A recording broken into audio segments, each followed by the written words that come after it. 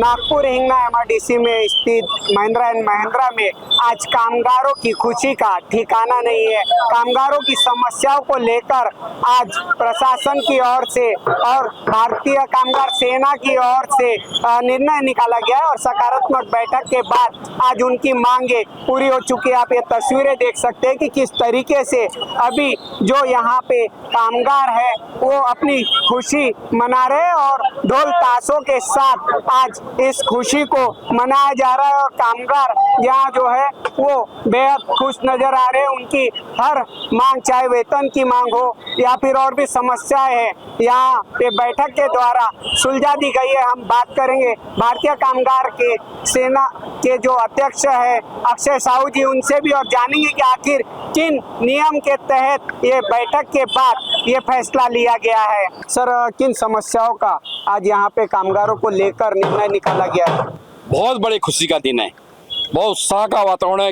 आज हमारे Mahindra and Mahindra plant के अंदर आज हमारे 301 कंत्राटी कामगार बंधुओं का जो अलग अलग ठेकेदारों के 9 ठेकेदारों के पास काम करते थे, उनका आज हमने कानून के तहत शासकीय प्रणाली के अंतर्गत लेबर कमिश्नर ऑफिस में जाकर साइनिंग एग्रीमेंट को, करारनामे को, उसको पूर्ण किया। आज हमने यह एग्रीमेंट आज हमने 3751 रुपए का हमारा एग्रीमेंट हुआ है, 3751 रुपए का, जिसमें हमारे सीनियर कामगार को 3885 रुपए मिलेगा और जूनियर आदमी को 3700 रुपए मिलेंगे। आई काफी दिनों से परेशानी थी जिनको ये कामगार बंधु अलग अलग ठेकेदारों के पास काम कर रहे थे, उनकी दिन प्रतिदिन समस्या बहुत बढ़ती जा रही थी।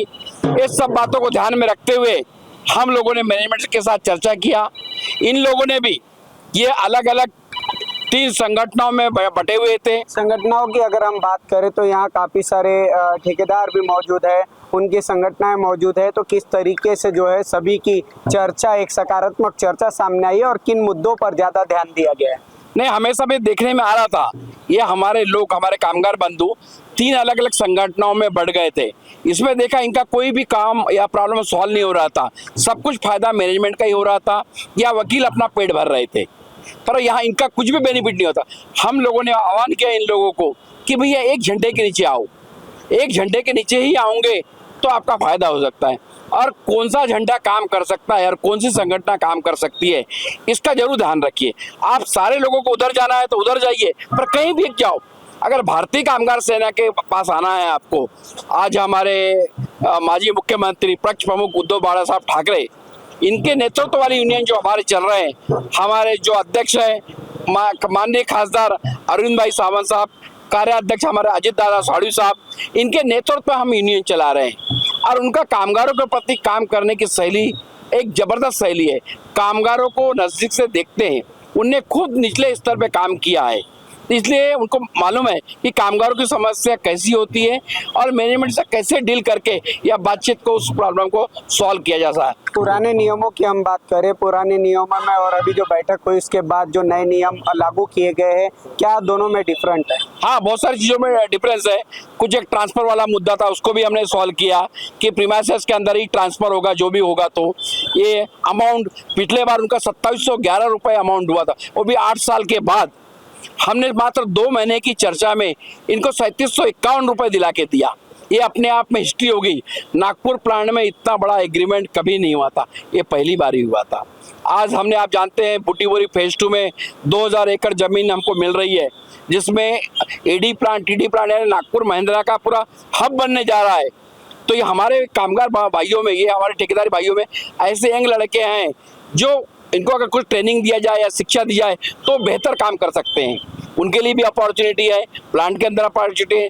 नीलडो में हमारा नया प्लांट बना, वहाँ पर अपॉर्चुनिटी है।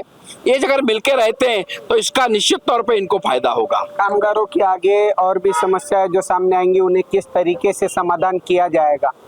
जो भी समस्या आते रहेगी कारखाने में, वो बैठ के चर्चा, टेबल निगोशिएशन पे विश्वास किया। भारतीय कामगार सेना चर्चा पे विश्वास करती है और रिजल्ट हो रहे हैं। आज देख रहे हैं ना, कुछ कम समय में 6 महीने के अंदर हमने 3 सेटलमेंट किया। स्थायी कामगारों का जो सेटलमेंट किया, परमानेंट लोगों का 17,200 है।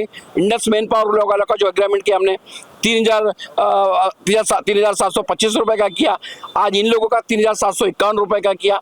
इसमें से आप समझ सकते हो कि भारतीय कामगार सेना का प्रॉब्लम सॉल्व करने का मेथड किस तरह का है।